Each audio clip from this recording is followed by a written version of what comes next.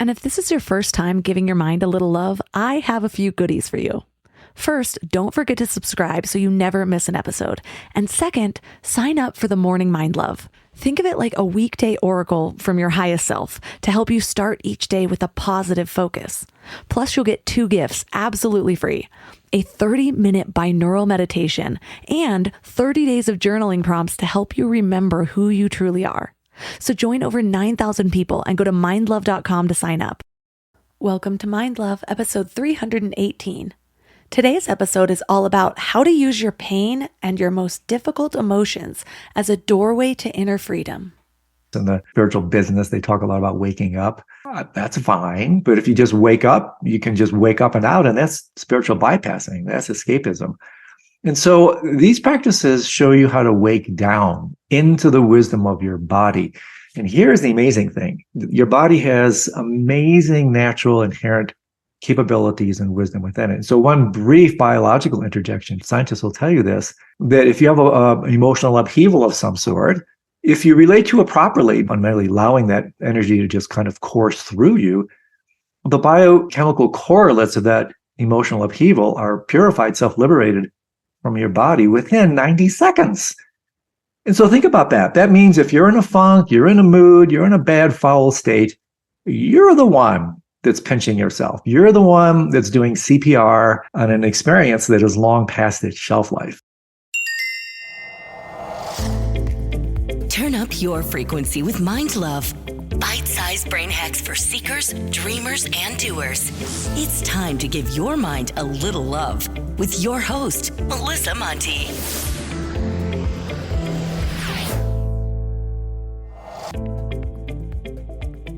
If this is your first time giving your mind a little love, don't forget to hit the subscribe button. Mind love is a habit, and the more you give your mind that love and intention, the better you'll feel about yourself and your life. Plus, it's really a win-win because more subscribers means Mind Love attracts even more amazing guests to bring you their wisdom. So don't forget to subscribe. What's your first move when difficult emotions start to bubble up? Do you distract yourself? Maybe dive into work or binge a TV show? If that sounds like you, you're in good company. It's a pretty common coping mechanism. And for a long time, I was right there with you, avoiding my feelings like I avoid phone calls. The thought of being alone with my emotions felt like being stuck in an elevator with an angsty teen who just got dumped by her boyfriend. It felt so much easier to just numb it all. Not that I saw it that way at the time. I felt like I was just keeping myself busy. Welcomed distractions like parties and friends and work, social media, alcohol, party drugs. Even after I had made a ton of positive changes to my life, I still managed to move around my emotions instead of through them. But what I didn't realize at the time was that not only was I stunting my own emotional intelligence, I was also limiting my spiritual growth. And then I had a sort of light bulb moment. In my entrepreneurial journey, I had learned to see roadblocks as challenges to overcome. So why wasn't I applying the same mindset to my emotional life? Why was I sidestepping my emotions instead of facing them? And that's when I started to see my emotions as guideposts, as opportunities for transformation. And that actually brings us to the heart of today's episode, the practice of reverse meditation. This isn't your typical let's find our Zen approach. It's about staring your emotions right in the eyes and asking, what are you here to teach me? It's about transforming your relationship with pain so that it becomes a neutral path to your next level of consciousness. So if you've been treating your emotions as an inconvenience, it might be time to rethink that strategy. What if those emotions aren't your enemies, but your guides? What if they're not obstacles, but opportunities? If you're intrigued, you should be, because what we're about to dive into could not only change your relationship with your emotions, but it could also offer you a path to inner freedom that you've never even considered. Our guest is Andrew Holecek. He's an author, speaker, and humanitarian who offers seminars internationally on meditation, lucid dreaming, and the art of dying. He has studied sleep yoga, bardo yoga, and other traditional practices with living masters in India and Nepal, and his books include Dreams of Light, Dream Yoga, and Reverse Meditation. So 3 key things we will learn are the surprising truth about seeking spiritual enlightenment and why it might be holding you back from true fulfillment, the hidden potential within anxiety so you can transform it into a healing frequency that propels you forward, and the powerful practice of reverse meditation and how it can help you let go of ego, leading to a state of radical freedom. This episode is sponsored by BetterHelp. Can we talk about how overwhelming wellness advice has become? Cold plunges, gratitude journals, screen detoxes, morning routines. It just feels like there's advice for everything these days. But how do you know what actually works for you? I've been down that rabbit hole, trying every new trend, buying every new course, following every guru, and it is exhausting.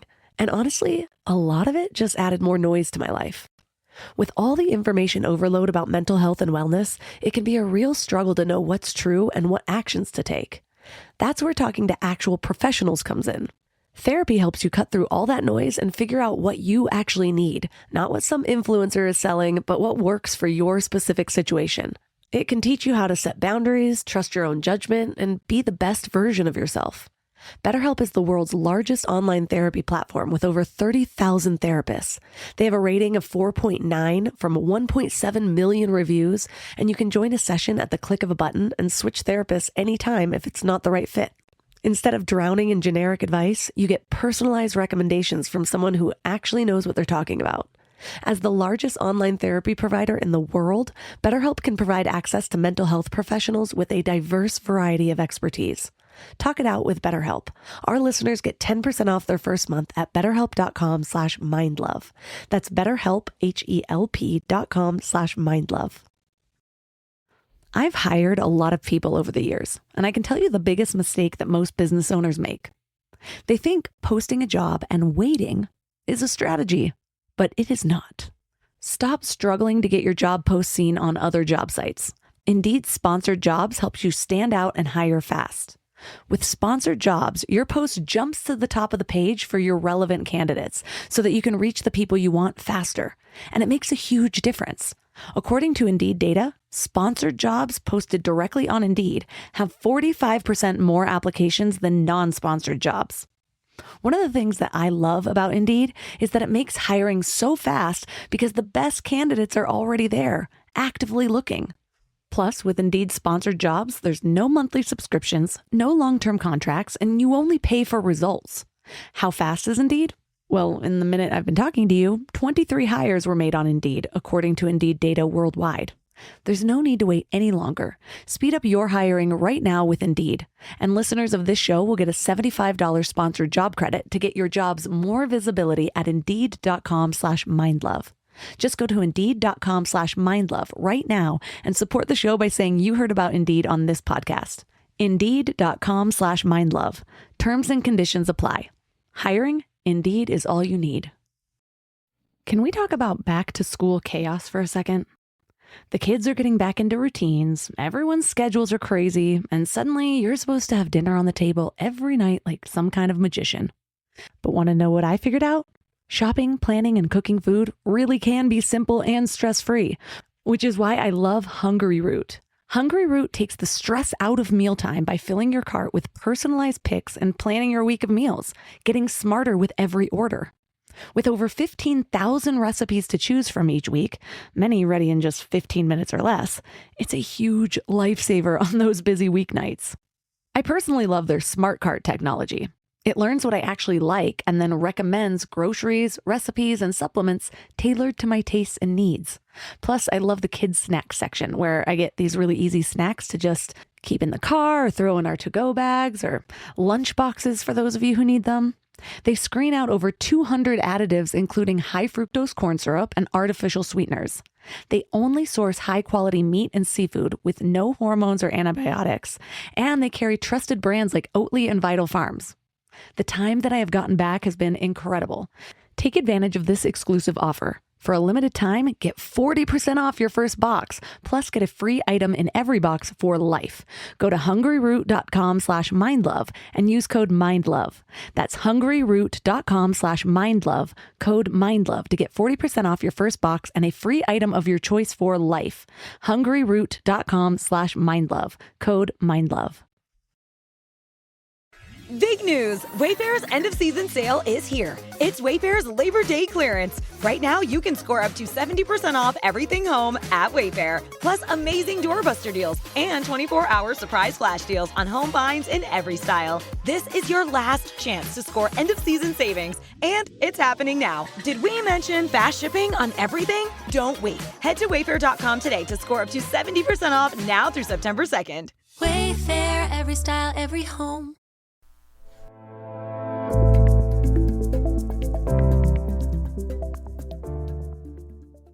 And now let's welcome Andrew Holecek to the show. Hey, Melissa, it's nice to be with you. Thanks for taking the time. So I want to get right to it. What Okay. is reverse meditation and how did you discover it? Yeah. Well, I discovered it. Let's start with that. I discovered it some 20 years ago or so when I did a traditional 3-year Buddhist meditation retreat where I was basically a monk with shaved heads and a robe stuck off in a monastery.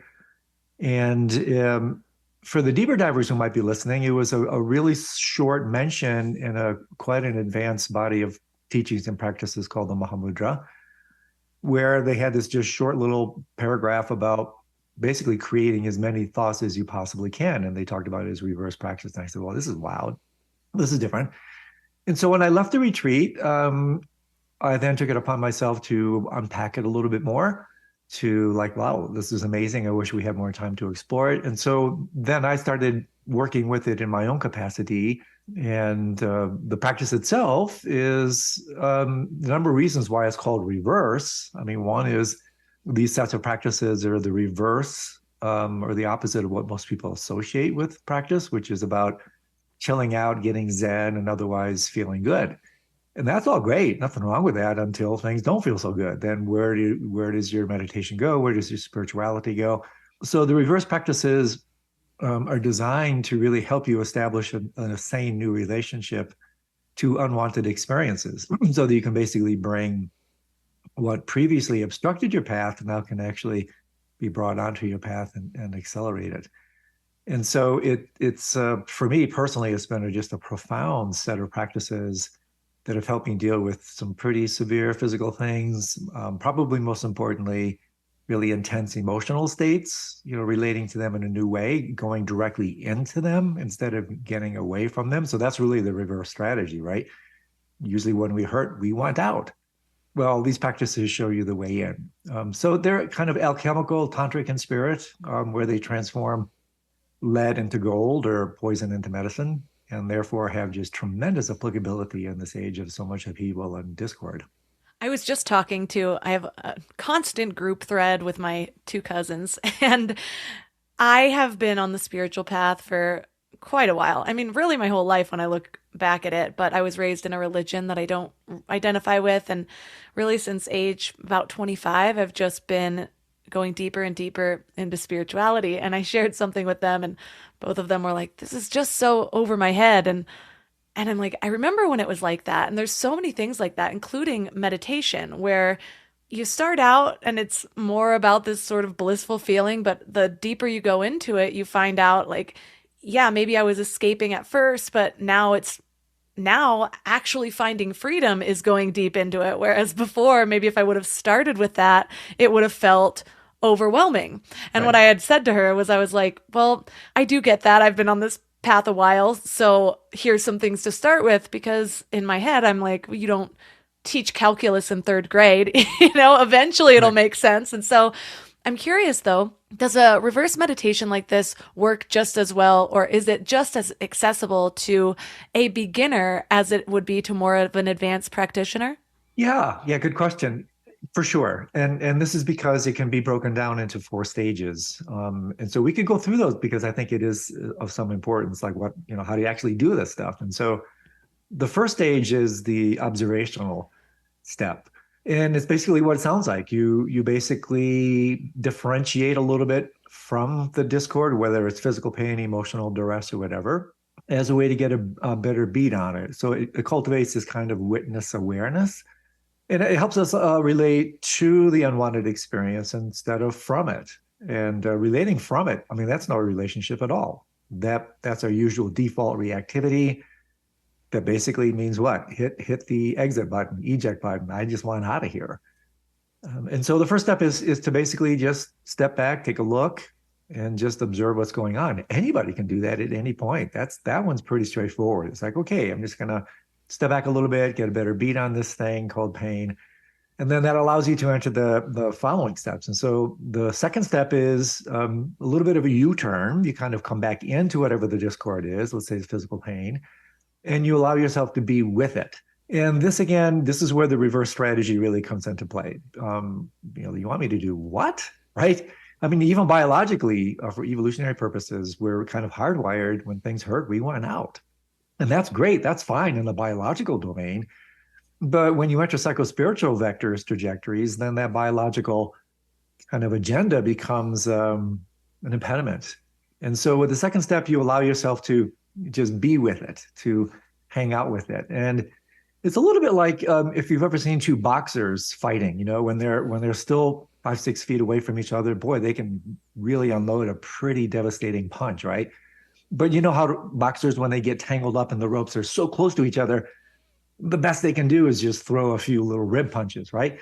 And so the second step is about getting closer to establish a new relationship to it instead of from it, to at least get some sense of like, hey, what is this thing? What is this thing called pain? And so that leads directly into the third step, which is the kind of examination phase. This brings a quality of analytic meditation, investigation in, where you start to ask some really interesting questions. So what is this thing called pain that I have spent my life trying to get away from? I mean, what is it really? Has anybody slowed down enough, stopped enough to take a look and really suss this out? And so this is different from traditional investigation because of step 2. In other words, it's not just this cerebral, analytic, heady thing. It's a somatic investigation.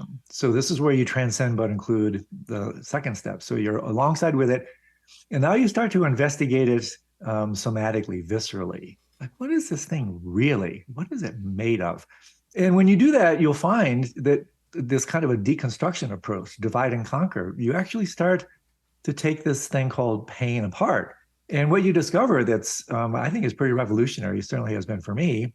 And there's a little equation I came up with here that summarizes it, excuse me, where you can paraphrase the step as S equals pain, P times R. So suffering equals pain times resistance. Suffering and pain are not the same thing. Suffering is an inappropriate relationship to pain. And so what happens here, if you drop the resistance, excuse me, and you allow yourself to go right next to the pain, be with it instead of resisting it, well, you completely drop the kind of inappropriate relationship, the suffering component, and then you're left with this deconstructed sensory awareness to which we append the label pain. So you're basically deconstructing the whole thing, taking it apart, really looking at it like, what the heck is this thing really? Not just neurologically, but phenomenologically. I mean, what is really going on if you allow yourself to be with it completely? And then the last step, and then I'll pause, is the most profound. And this is where it gets quite spiritual. So it's really only at the last step that these reverse meditations become non-dual in nature. And this last step is to unite, to yoke with it. And the idea here is not only do you go alongside it, which would be step 2, not only you just be with it, you actually invite yourself to be it, to literally dissolve into the pain. And this is where, without the first 3 steps, it's like, are you kidding me? So the first 3 steps are like the analogy I came up with, Melissa. It's a little like when you're trying to step into this really ice cold water, right? Ooh, I mean, most people just won't take the deep plunge. It's just instinct, survival level instincts come into play, and you just got to jump right out. So with the first 3 steps, you're tiptoeing in, you're acclimatizing, you're getting used to it, you're working your way into this deep plunge. And then with the 4th step, transcending but including the previous 3, you allow yourself to just surrender completely 100% to the pain. And so there's a really profound statement by the great radical Tibetan teacher Trungpa Rinpoche where he said, paraphrasing him, if you become one with your pain, there's no one to hurt. And people are going, what? This guy just lost me. What is he talking about? If you become one with whatever arises, let's say in this case, pain, if you become one with your pain, there's no one to hurt. There's just this deconstructed, pure, raw sensory awareness. And so these 4 steps result in this acronym: observe it, be with it, examine it, yoke to it, obey. Obey a new order of relationship to previously unwanted experience.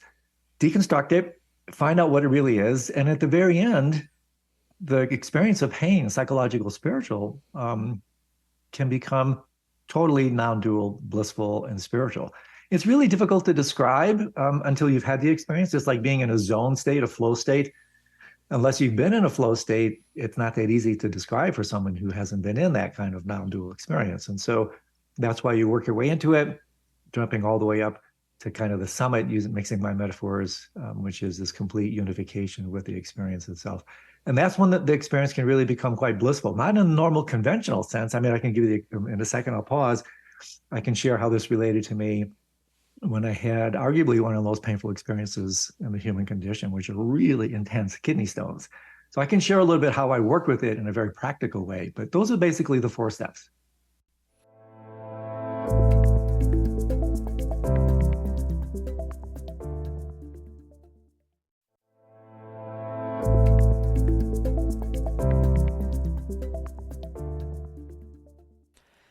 As you were speaking, I was having a memory of an experience I had last year. The dog owners are gonna know that Right. this is related, whereas the I'm a dog owner. non-dog owners might be like, that doesn't count.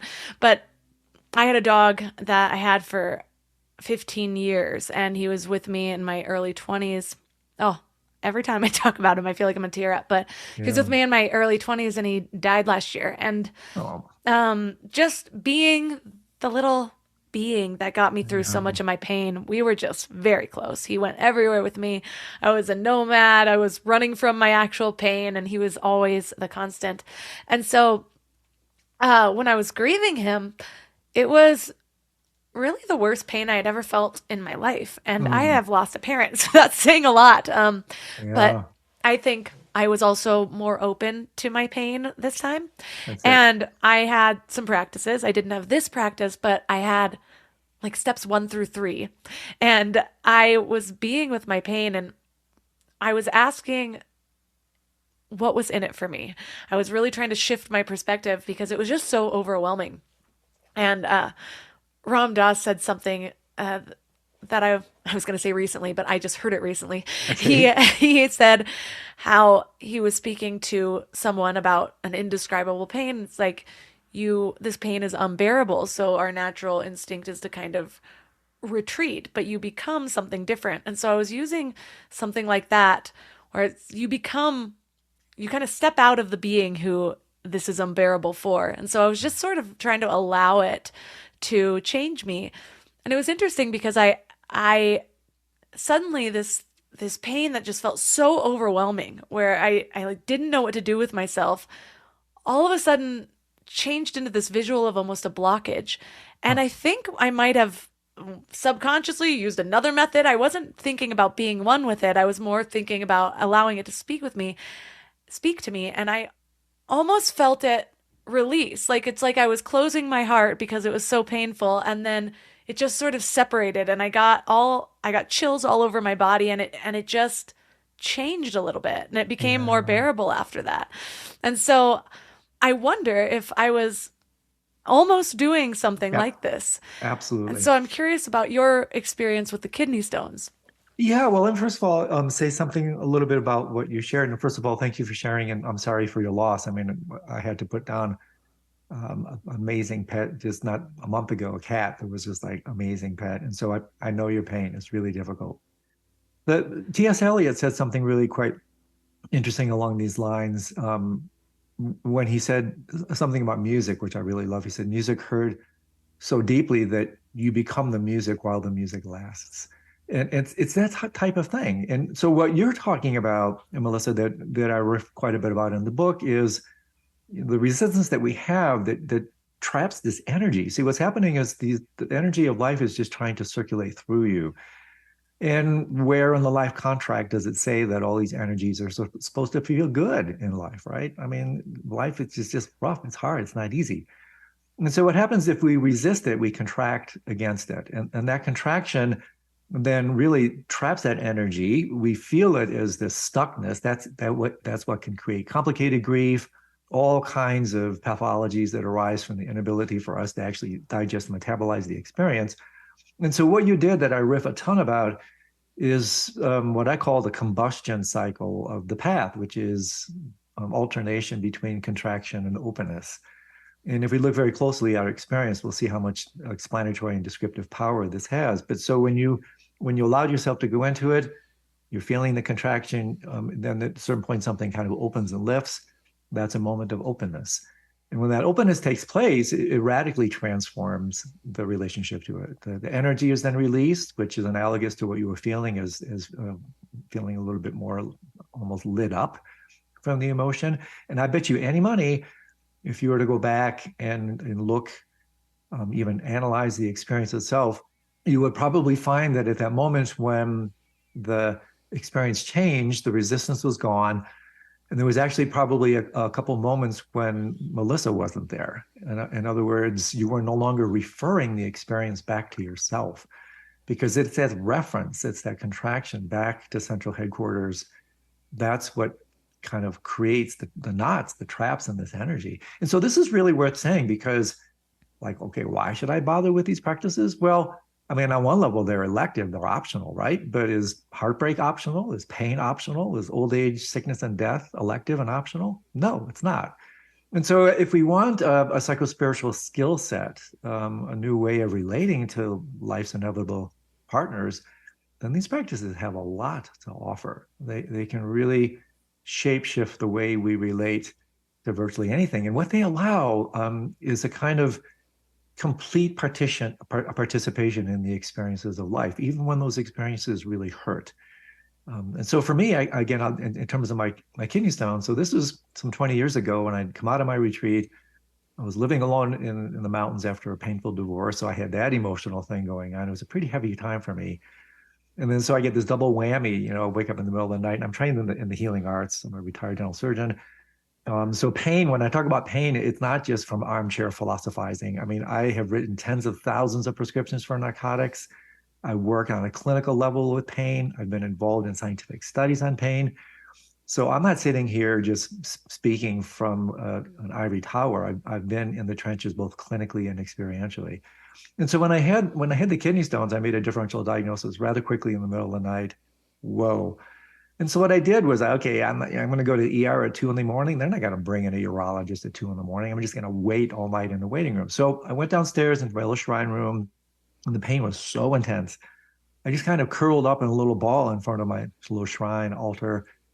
And I just practiced what I had been trained. At that point, I wasn't preaching on this yet, but I literally just allowed myself to go through these stages, which fundamentally allowed me to dissolve completely into the pain. And it was super interesting because as I tried to initially release into it, I could totally feel the biological evolutionary force, imperative of contracting away, getting rid of it, getting away. And so I had to work against this monumental tide of both nurture and nature. And that's why these things initially are not that simple. And so eventually, as I kind of alternated, I could feel the contraction. And that moment of contraction that's when I took the simple pain and transformed it into complex suffering. And it was just the most amazing thing. I could feel this pulsation. I opened to it, but then the reflexes would come in and I'd contract. And that's when I suffer. Open, contract, suffer. But eventually I dissolved into it. And here's the kicker. It's really hard to put into words. It didn't feel good, what I was left with. But here's the point. It also didn't feel bad. It just felt really real, really intense energy, sensory awareness. And so, boy, oh boy, did that oh my gosh, here's some real life traction with this practice. And then since then, I've used it with heartbreak when I was going through this divorce and other, moments of intense emotional pain. It's not like a pity party. It's not like I pulled a blanket over my head and it's like, oh, woe is me. No, there's no commentary involved here. I mean, if you're commenting on the experience, you're still contracting. So I feel whatever I'm feeling fully, completely. And I notice this little flickering. If I'm not feeling whatever unwanted experience, if I'm not feeling it fully, that's when I append the label, irritation, pain, or whatever. But if I allow myself, armed with these teachings, which I grant you, they are radical, armed with these teachings and the view and the practices, that support them, I allow myself to tiptoe in and then dive fully, surrender into it. Boy, it's a deal maker. And so for people who are listening, I recommend slow and easy. You try it, you play with it, you explore it, you get the doctrinal support because the first more than half of my book is all about all the traditions that support this type of works because it goes so against the grain of everything that we've been taught, right? But your experience, Melissa, really intimates it quite powerfully. So thank you for sharing that. There's a lot of the reverse meditation strategy in what you did. It's interesting because oftentimes these meditative practices focus more on an emotional pain, but it Uh-huh. sounds like this is just as effective for physical pain. For sure. That's the one genius aspect of it. It really is a kind of one size fits all practice. I mean, I use it mostly for intense cognitive emotional states of mind because I'm afflicted with those more than I am afflicted with physical pain. But I have found the applicability of these practices for both of these to be just extraordinary. The same fundamental principles apply. Just having the courage, the kind of intrepid quality, the fearless quality to step into that which we would normally flee. Again, there's the reverse strategy. And it's actually quite amazing. I think it's because I thought about this. These practices can be incorporated into your life quite quickly. That's been a wonderful surprise for me when I've practiced it myself and when I've been teaching it. And I've wondered, like, gosh, I wonder why that's the case. I think perhaps part of the reason is they're related to intense experiences and they're also very somatic. So what I mean by that is, as you probably know, in common parlance in the spiritual business, they talk a lot about waking up. That's fine. But if you just wake up, you can just wake up and out, and that's spiritual bypassing. That's escapism. And so these practices show you how to wake down. They show you how to wake down into the wisdom of your body. And here's the amazing thing. Your body has amazing natural inherent capabilities and wisdom within it. So one brief biological interjection here, scientists will tell you this, that if you have an emotional upheaval of some sort, if you relate to it properly, basically that allows fundamentally allowing that energy to just kind of course through you. The biochemical correlates of that emotional upheaval are purified, self-liberated from your body within 90 seconds. And so think about that. That means if you're in a funk, you're in a mood, you're in a bad, foul state, you're the one that's pinching yourself. You're the one that's doing CPR on an experience that is long past its shelf life. And so if you just drop into your body, it's like Suzuki Roshi said, the great Zen master, amazing statement. He said, we shouldn't be smoky bonfires. We should be good bonfires. And my kind of commentary on that is cremate your experience while you live it. In other words, live your life with the light fully turned on, with the gas fully turned on. Don't live it on a pilot light level. Don't be a smoky bonfire. And if you do that, you're going to find yourself leading a freer, more full, more authentic life where you're no longer afraid of your emotions. You're no longer afraid of your pain. You actually embody your emotional energies more authentically, more fully, more vibrantly. You actually feel more. Here's the kicker. You feel more, but it hurts you less for all the reasons I explain in the book. And so these practices have a lot of, I playfully call it stealth help. There's all kinds of collateral benefits. And one is, boy, these things will really bring you into life because you're no longer afraid of life. You're no longer afraid of participating fully in your energies. And you can purify them. So when you're dealing with really intense anger, for instance, these practices in a kind of tantric alchemical way will show you how to purify that anger by being with it fully, not indulging it, not repressing it, being with it fully. That allows that anger to alchemically transform. The lead transforms into intense clarity. And so every one of the emotional energies, if we're thinking of emotional challenges, every one of the emotional energies has a near friend side, a light side. If we look very closely again in spirit of alchemy, you can transform these previously unwanted states of mind and realize if you just experience them fully, literally feel them 100%. And again, Trungpa Rinpoche had this the most amazing statement, and I'll pause, where he said the absolute experience of duality is the experience of non-duality. I mean, wrap your mind around that. That's amazing. That means that basically, if you simply experience whatever you're experiencing right now or under any other moment or condition, you experience that 100%. That's it. That's actually the experience of the non-dual. And so this really empowers the immediacy of spiritual agendas, what we're really looking for. It puts it squarely directly into your sights. And it also brings everything onto the psycho-spiritual path, right? There are no weeds in the garden of Tantra. Everything is allowed on this journey because it's the journey of openness, receptivity, and accommodation and radical acceptance. So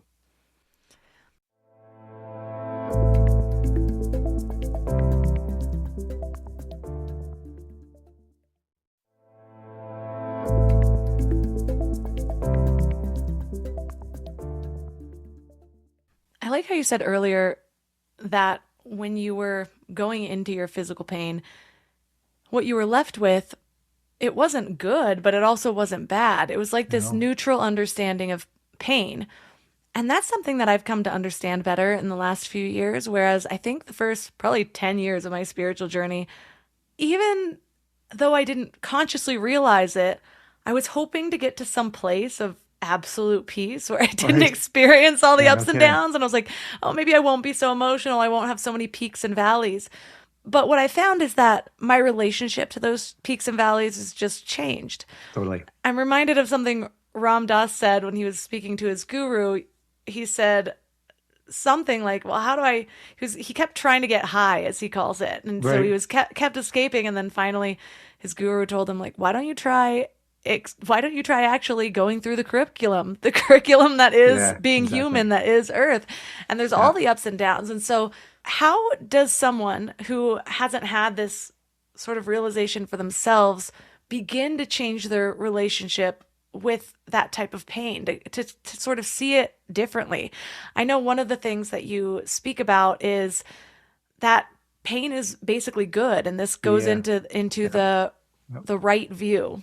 Yeah, spot on. And again, that's why I have, in kind of in the spirit of Tantra, which is a term widely used but so wildly misunderstood. There's a classic maxim in the tantric traditions where they say the preliminaries are more important than the main practice. And this is important because a lot of these tantric practices, people just want to hopscotch, race to the kind of elite tantric goodies. And then it just doesn't work, or it backfires, or it can even hurt you. And so with that in mind, you read the book, probably 2/3 of the book was actual preparatory material for the reverse practices. And then when I actually introduced them with all the preparation and all the support, to get to your question directly, once you realize that the Kabbalistic Jewish mystical tradition supports this approach, Gnosticism and Christianity supports it. I have reference statements from that, from both Advaita Vedanta and non-dual Shaiva Tantra, from the Hindu tradition, from the multiple schools of Buddhism, basically every world wisdom tradition, let alone a handful of sophisticated Western philosophers.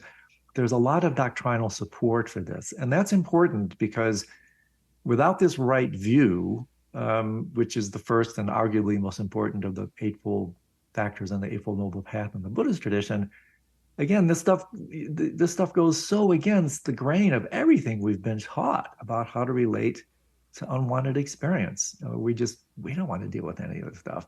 So the doctrinal underpinnings, the teachings, the support, the right view is so important.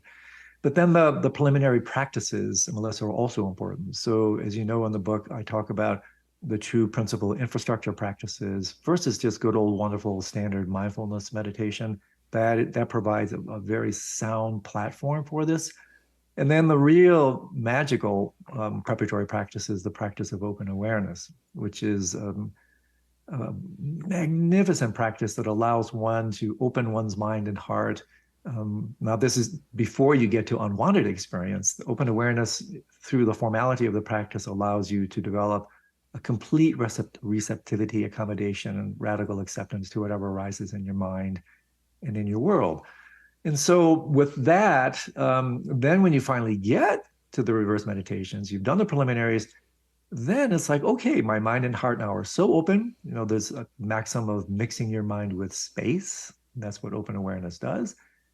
Space has some really interesting qualities. The inner space of the mind is not the same, nor is it different from the outer space of the so-called physical world. And the wisdom traditions use this kind of non-dual approach, outer space to work with inner qualities. And so space is really interesting. I mean, raise your hand now and move it through space. It's like the softest thing in the world, right? There's nothing softer than space. Well, it's also the most indestructible, adamantine. You can't burn it, you can't cut it, and you can't vaporize it.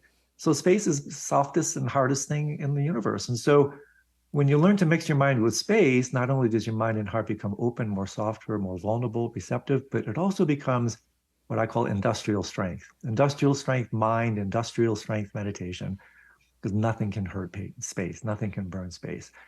And so you come prepared with this into the venue of the reverse meditations. And now all of a sudden, oh yeah, now I get it. Now I know how this works. Now I know how I can do this. And so baby steps are involved here. You have to be very kind to yourself. You go really slow. You're curious. You're very playful. This light-handed approach is really quite helpful because, again, you're going so much against the grain of everything we've been taught. And it's really in our biological makeup, our DNA, to resist these types of things. So we have to be really gentle, playful, curious, and wonder, geez, I wonder, maybe is there a new way? Is there a different way to relate to my heartbreak? Is there a new way to relate to my grief, like you were talking about, or my physical pain? I mean, most people spend no time dealing with unwanted circumstance. Like they have no room for it. Literally, again, revelatory. I have no space for this. I have no room for this. They go to the medicine cabinet. They go to the liquor cabinet. They go to some distraction therapy, some entertainment thing. Well, there are wisdom tools where you can bring this into play. And I teach a lot and write a lot about the end of life, death and dying. And these practices really come into play at the end of life when everything is falling apart and you have this set of practices at your side now. Whoa, this is no small friend to take with you in a really challenging situation. It was so weird. I was having thoughts about what I was going to say next, and then it was like you were speaking some of my thoughts with the reaching. I was like, oh, well, that just manifested quickly. But Cool. I've always been, I joke that I've always been a more girl. So much of my journey in the beginning was undoing different addictions from, I had a pretty severe eating disorder.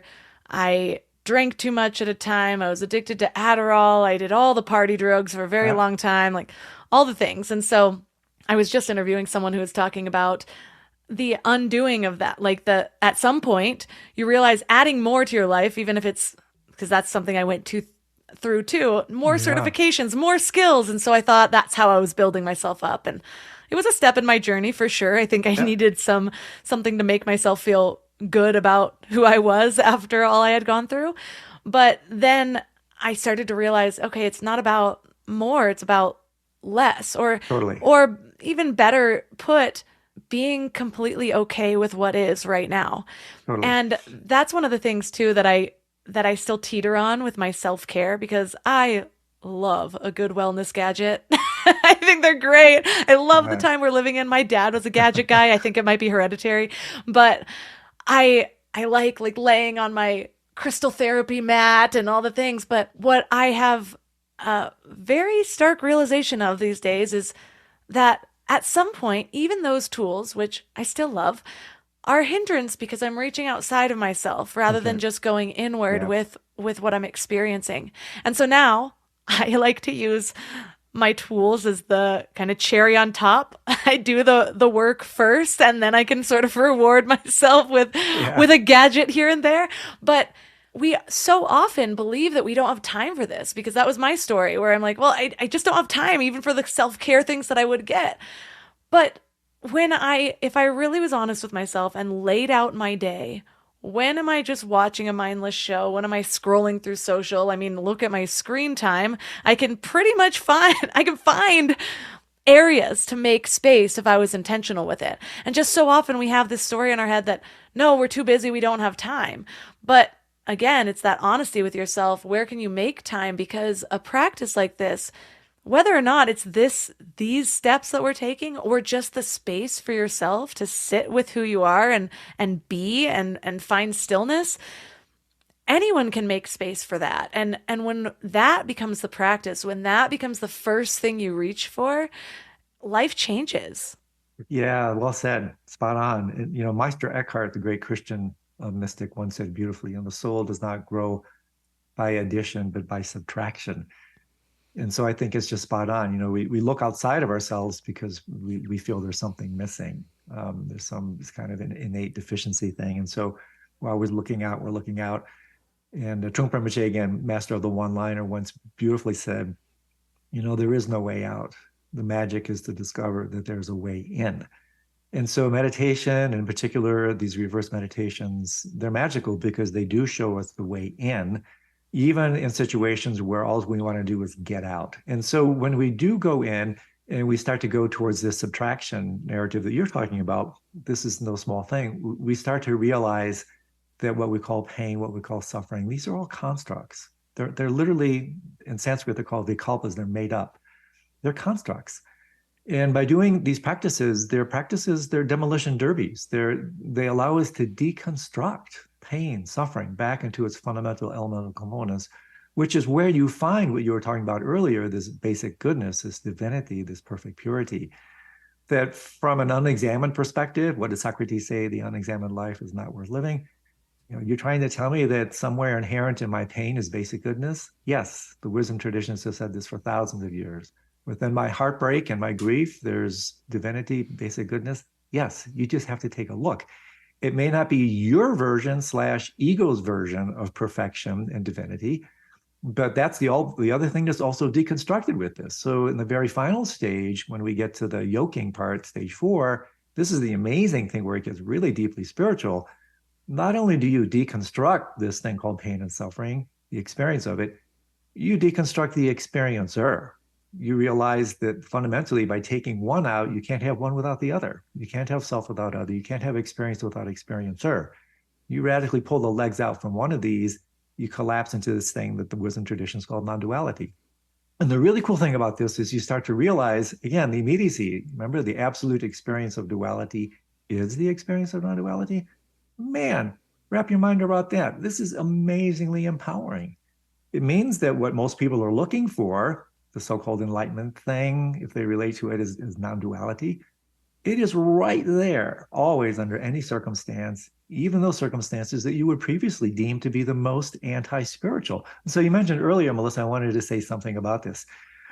I think there's only two things wrong with the notion and the idea of spiritual path.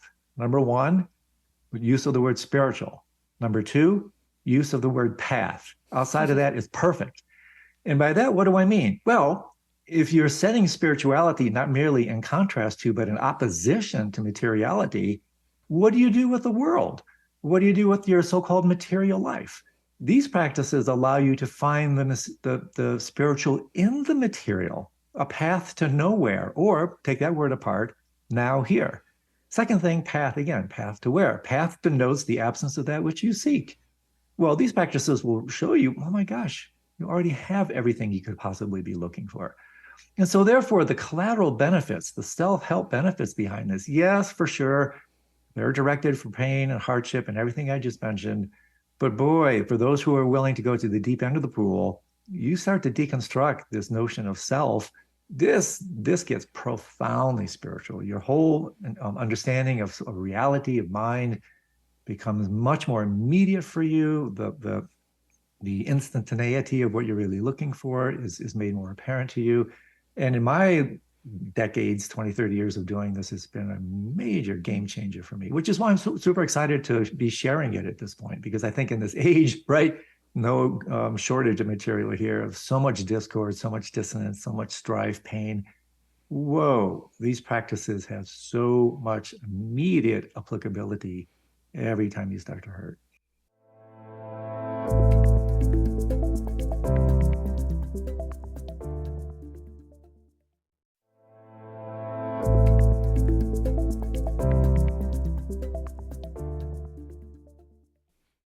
I'm so glad you said that about spiritual path. I was speaking to someone like 2 weeks ago, and it's a term I think I use a lot. And when I said it, I actually said, in my mind, I was hearing myself say, path is very linear when I wouldn't call this that at all. And you're right, because so much of what we understand, I want to say grok for those who have read that book, but Stranger in a Strange Land, Right. really understand is a construct. And if we allow that to dissipate, what's actually there? And Yeah. we are actually 99.99999% space. And so why are we so often so quick to relate just to the material of that? The very small percentage that is dense material. And so thank you. Thank you for saying that, because it was almost like, remember I tapped you on the shoulder with a nagging awareness a couple weeks ago, and here it is laid out. Yeah. Well, Melissa, one reason we're so quick, if I might just throw this in, I would posit that one reason we're so quick to identify with that 0.00001% of what even just exists or appears to exist is because of developmental issues. Ego. I mean, ego is exclusive identification with form. That's what ego is. It's an arrested form of development. And so we identify with that because that allows ego to identify itself. Because if you don't have anything out there, just brief sidebar, if you don't have anything out there, even if it's 0.001% of what's there, by immediate implication, that means you don't have something in here, because they lean on each other, they co-emerge. And so we/ego, this arrested form of development, we emphasize that, we attend to that, because if we didn't attend to that, we would fall apart, we wouldn't exist. And so again, I'm leading for the deeper divers listening to this. This is where these teachings and these practices will take you, because you can fundamentally deconstruct both internality and externality, experience and experiencer, to arrive at what the wisdom traditions again refer to as non-duality. Well, what exactly is this vague, opaque term? This is something you can experience in those situations that you would previously deem, and just to reiterate, the most anti-spiritual: pain, duress. And so therefore, I just say this over and over again, the ability to take all these untoward experiences, those things that we would normally just flee from, and allow them now to go directly into us. Let me just give you one very quick example. So I live near an airport, and this is still very much part of my practice. Planes fly overhead, and if I'm not relating to that noise properly, which is basically just neutral sound, right? What happens is I find myself really irritated. Wow, why do these piston things have to fly so close? Why are there so many of them? So blah, blah, blah. And so what I've done, armed with these practices, is that I notice now that whenever I feel irritation, and again, no shortage of material for that feeling, I realize the irritation is coming about because I'm not experiencing the seemingly irritating stimuli fully. And so then what happens is, so the plane goes by, I feel the irritation, I feel what? Contraction. That's why I love this term, because it's not just a cognitive cerebral thing. I can feel contraction. So I feel the contraction. I use that now, that obstacle as an opportunity to what? Just like you were talking about with your grief experience, to open. So I feel the irritation, I feel the contraction, I own it. There it is again. If I capitulate to it, man, that's irritating. But now in a tantric way, alchemical way, I feel it, don't feed it.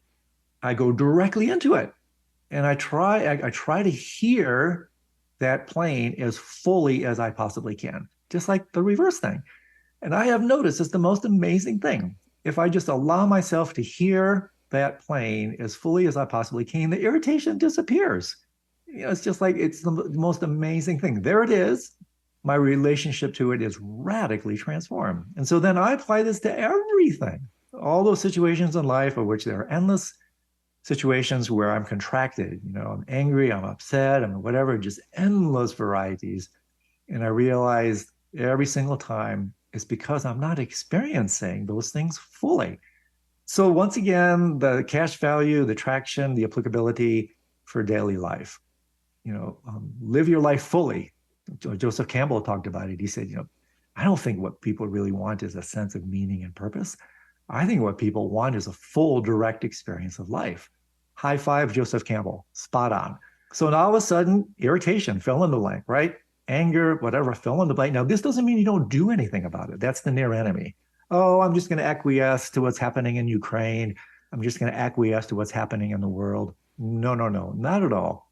what this means is you can now relate to what's happening in a much more authentic way.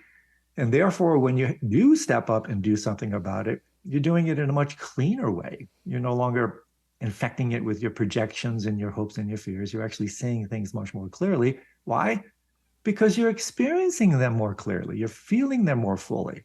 And then you can relate to others who are also suffering in a new way. So great way to come around to the applicability.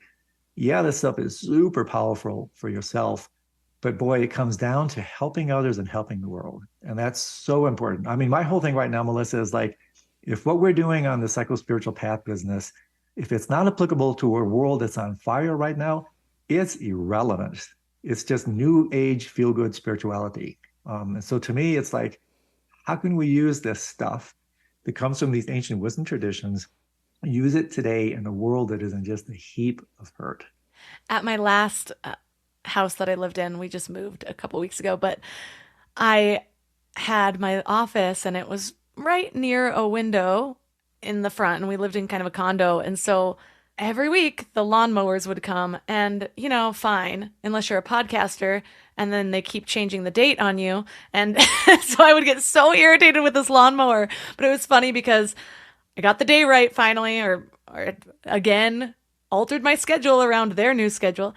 And I was sitting in a meditation and the lawnmower happened and I could feel myself contracting. And I actually, my method right now, or probably forever, but I've just been really in tune with it the last couple of years, has been, you know, that kind of inner dialogue. Like, instead of like expecting to know the answer, I'll ask first and allow it to come. And I was just like, oh, this again, why? And I just all of a sudden changed my relationship to it. And I was sort of pretending it was a healing frequency. I'm like, what if this is a low vibrational tone and it's exactly what I need in this moment? And again, it totally changed my relationship to it. And another thing that happened was I did an interview recently about anxiety, and it came up about how anxiety can also sort of be reinterpreted as excitement. And that's something I've used over the years as well. But I have been having a different experience with anxiety since I gave birth the first time. I probably always had aspects of it, but I had never identified as an anxious person. I was like, I've never really experienced anxiety. And then I started to experience it, and it wasn't a good feeling. And I was, again, and I decided to go meditate to release it. And I was playing around with the ideas of it being excitement instead. And I often talk about my Rolodex of mindsets. Like I'll think about something a different way. I'm like, no, that's not working. Next thing and next thing. And I'll just kind of go through different schools of thought that I've learned. And for some reason, the excitement wasn't working. But then I landed on it being undirected energy. Yep. And in that, there was more curiosity, because with the excitement, I had already had too much meaning around that word. It's like, okay, well, what am I excited about? And undirected energy had just enough non-meaning to me that I was like, okay, well, what's in this? And instead, I could just sort of feel it trickling through my body, and it was no longer a negative feeling at all. It was just the movement of energy. And so I love that idea of just sort of changing your relationship with something. And again, for me, a lot of it is about removing the meaning, because we don't even realize that we've given meaning to every single thing and feeling and experience. And so we jump to that immediately, and we don't often challenge it. But what if we could ask, like, well, what is this experience without the meaning that I've already given it? Then what's there? That's it. High five. You got it. I mean, the meaning is remove the meaning, basically, in my languaging, is remove the construct, remove the narrative. And so that's exactly where we transform simple pain into complex suffering. Is you contract away from it, you know this is happening, the narrative starts, the meaning, the imputation, the projection of meaning starts. That's all born of the contractions. And so you also nailed on something about the anxiety. You know, you feel the anxiety fully. That's kind of the lead, or the near enemy. Transform it into a near friend. That's the gold. Relate to the anxiety for what it is. And you'll find when you did this, I bet you that there's a little bit less Melissa involved when you had that experience, because the anxiety is actually created when that feeling is referred back to an experiencer, you. And so when you feel the energy, I bet you any money, it's because Melissa has been temporarily lessened, And then the energy that naturally courses through the anxiety is released for what it is, which is this kind of excitement thing. And therefore, once again, whoa, wait a second. I don't need to get rid of all these seemingly unspiritual energies.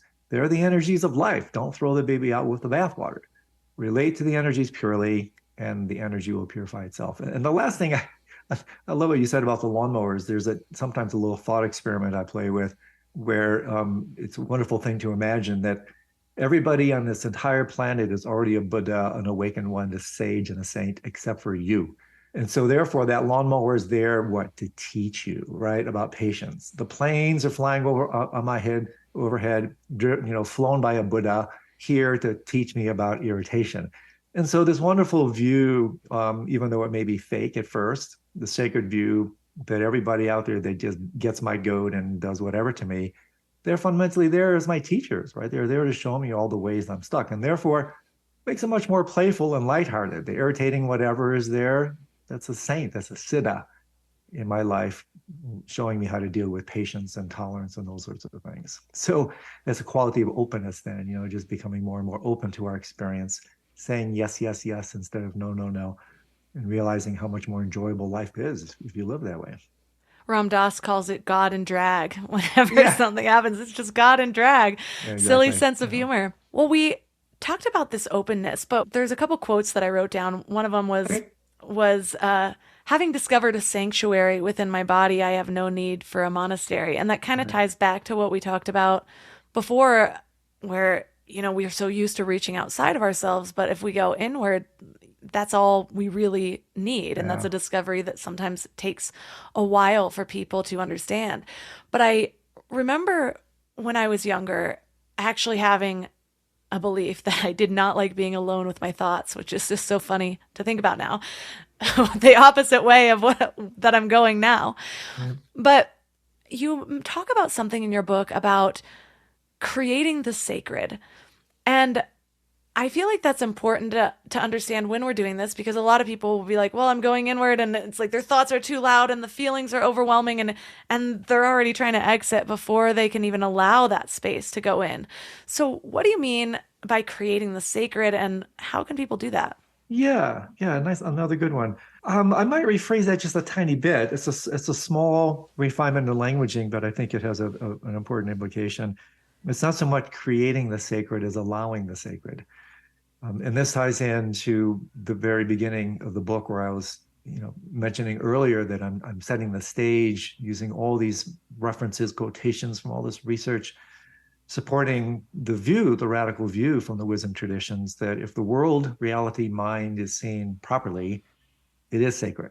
It's perfectly pure. It's divine. You're in heaven already. You're in a pure land already. You just don't see it. So to me, it's more a quality of revelation, discovery, than, again, creation. It's a process of subtraction. So if we just subtract away the profanities, if we simply just remove the contractions, the adventitious defilements, the commentary, the imputation of meaning, well, when you do all that in exactly the same way that I was recommending with the reverse meditations, it's a demolition derby. You're basically deconstructing, removing all the things that basically obscure a naturally inherent sacred world. And this includes things like your pain. I mean, your heartbreak. If you relate to that properly, just like your anxiety and your grief, you will literally uncover through the process of subtraction that those feelings are inherently divine. They're fundamentally sacred. In the Tibetan world, it's what they mean, the inner rendering of what it means to meet the deity. The deities aren't these external agencies waiting somewhere, some obscure heaven. No, the deities are like guiding drag, right? The deities are actually already inherent within the profanity, so to speak. And so it's a matter of my languaging, removing the cataracts of confusion, literally discovering, revealing what is already hiding in plain sight. And then, yet again, what does that do? It allows you to realize that what you're looking for, the sacred world, whatever you want to call it, heaven, pure land, you're in it. You're in it. You just don't see it, because it may not be aligning with your versions of what it would be. It may not, your worldview may not have enough room for so-called anti-spiritual or non-spiritual experiences. And so therefore, things like right view that you mentioned earlier are so important. even if it's a fake it till you make it kind of view at the outset. It's like, we do not see the world this way because we've been trained in the Western culture, these Abrahamic traditions, to see the world based on concepts of like original sin, original impurity. That's a construct. That's not according to the non-dualism traditions. That's actually not the way things are. So I would just reinstate, it's not an issue of creation. It's an issue of revelation, anamnesis, it's called, the process of recollecting, remembering. The essence of spiritual practice is remembrance that the world is pure. You are a Buddha or whatever. You are a deity. You just forgot. So these practices are all about jogging your memory, waking you up. Super simple, but simple doesn't always mean easy, right? Speaking of dissolving constructs, I'm very thankful to A Course in Miracles because it's allowed me to actually be able to accept certain terminology that, based on my upbringing, I sort of rejected certain religious terms. Like I couldn't hear them without immediately contracting. And one of those was the word holy. And there's a sentence in your book that says, the holy as the experience of the whole means that when we're fully present, when our attention and presence are whole, we realize the sacredness that is always already present. And that's just so in tune with what we've been talking about, where it's like I used to think of holy as kind of this holier than thou, like this, Right. I think of a monk or Jesus or something like that. And had nothing to do with me. Yeah. And now looking at that word as the experience of the whole, like in the true present moment, is just so transformative. So thank you so much for your work in this book and just your work in this lifetime, because it's really helpful in pulling together so many different wisdom traditions for something actionable. So I love leaving listeners with something to really focus on, to practice this week, to ground all of this into their reality. Would you have them practice the whole reverse meditation, or is there a stepping stone that they can keep in their mind? Oh, yeah. Okay. So let's do something really, So let's do a baby step thing here. Go ahead and close your eyes for just a second. And this is a brief way to kind of incorporate the spirit of the reverse practices and also an introduction to them. And the invitation here would be the next time you feel the urge to complain. And like, how often does that happen, right? The next time you feel the urge to complain, pause for a moment before you express that complaint. Elegance is life lived without complaint. Notice, perhaps within your soma, within your body, what are you feeling? I bet you any money you're feeling some contraction. And that contraction is based fundamentally around some unwanted experience. You're feeling something you just don't want to feel. So here's the practice. You feel the urge to complain, pause, look within, and ask yourself, what am I feeling right now that I just don't want to feel? And then what do? Stay with that. Stay with that. That's the reverse strategy. Don't express it. Sometimes, yes, of course, you have to. I'm talking basically fundamentally, don't express it. Feel it. Wake down. Stay with that feeling. And then watch your relationship to it change. Watch that contraction open, release, like you were talking about with anxiety transforming into excitement.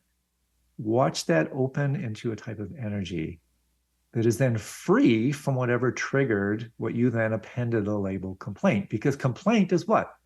That's a type of suffering brought about by an inappropriate relationship to some discord, some discomfort, some pain.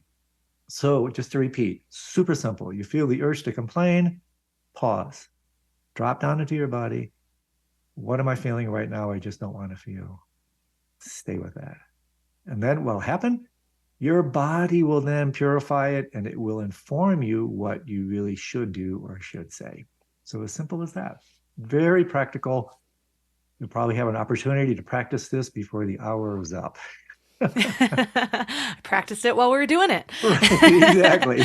Well, thank you so much for everything that you've brought to this conversation. I know it's helpful to a lot of people. So for listeners that are interested in learning more about you, your work, and your book, where's the best place for them to connect? Oh, you're very kind. Well, I've got my propaganda sites, right? I have my website, Andrew Holecek, HOLECEK.com. I also have a podcast platform myself called Edge of Mind. I think you can find my books what do they say? Where any book was sold, kind of thing. But those are my websites. That's kind of what I roll. And Melissa, thank you so much for a great set of questions. Really fun to hang with you. I so appreciate you taking the time to talk to me about my stuff.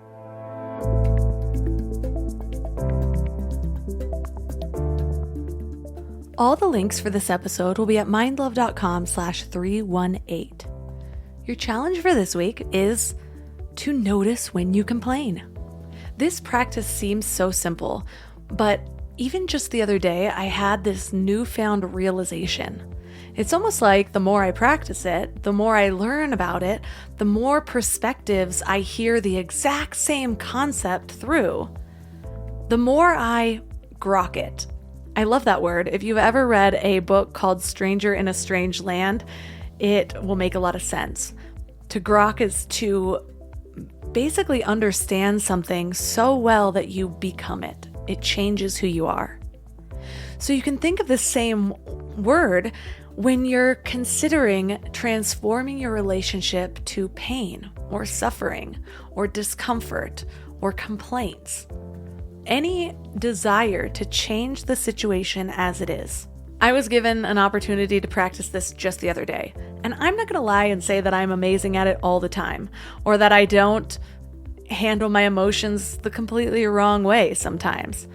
But every time that I see the opportunity and I take it to practice a new way of being with these things, the more I strengthen those neural pathways, and it becomes easier and easier each time.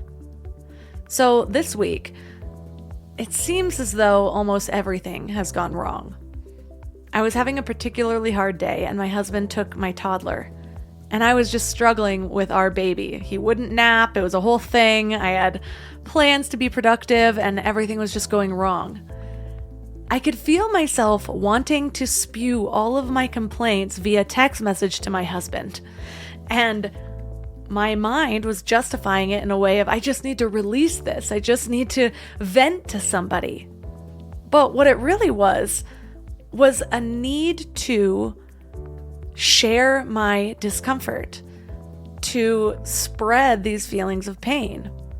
It really is an illustration of misery loves company. But it's funny how your conscious mind won't even admit to doing that. Well, I had recently done this episode, so I was reminded that there's a different way to handle it. I suddenly decided to tune into my body instead of acting on my discomfort. And what I noticed was that I felt a lump in my throat. I felt tightness in my chest. And somehow those feelings were the ones that were encouraging me in a way to spew out all of my angst onto other people. But just sitting with them, they didn't feel as unbearable anymore. And so I took a few deep breaths. I still wasn't happy by any means, but I was able to see that this is something that I can get through, that it's something that would pass. And so I encourage you to practice this, whether it's a big complaint or a little complaint. This is a technique that can be applied in almost any situation, whether it's road rage and traffic to deep heartbreak and grief. So let me know how it goes. Reach out to me on Instagram at mindlovemelissa. If you love this episode, please consider sharing it. Take a screenshot and tag mindlovemelissa and mindlove podcast, or just press the share button and share it directly with someone who needs it. We also have tons of tools that help you apply more intention and love and desire into your life at the Mind Love membership. You can find out more at mindlove.com/membership. And all of my amazing sponsors with their discounts are at mindlove.com/sponsors. And that's all for today.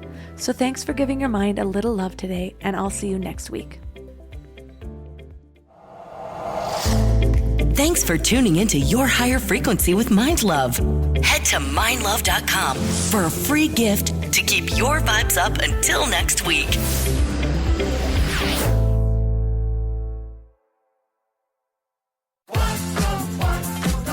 Wherever you go, whatever they get into, from chill time to everyday adventures, protect your dog from parasites with Credelio Quattro. For full safety information, side effects, and warnings, visit CredellioQuattroLabel.com. Consult your vet or call 1-888-545-5973. Ask your vet for Credelio Quattro and visit QuattroDog.com.